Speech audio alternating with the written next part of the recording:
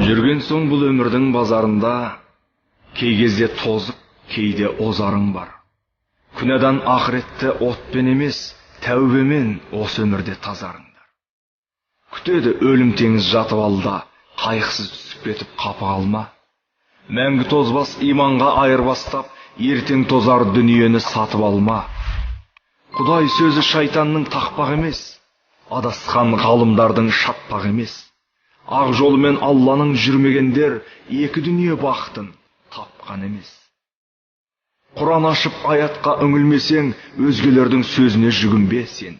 Өздігінен дәнекте өспеді ғой, егемін деп жерге оны бүгілмесең.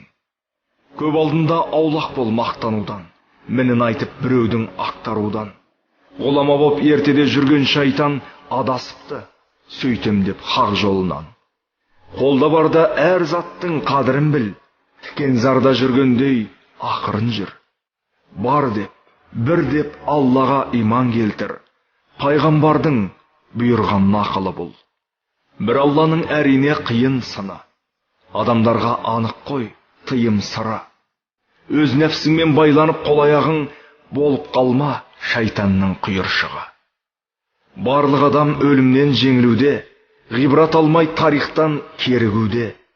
Талай жандар мал-мүлік алтын жиған топырақтың астына көмілуде. Ұшырама кәпірдің кеселіне, біреуге емес болды олар өзіне.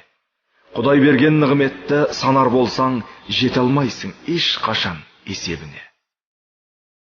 Ессіздерден еш ақыл сұрамаңдар, ақиқатты пайда үшін бұрамаңдар.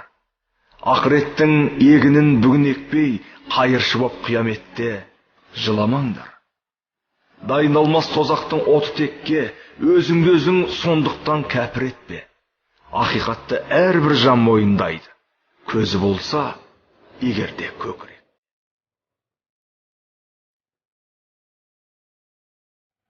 Өзіңді ойладым.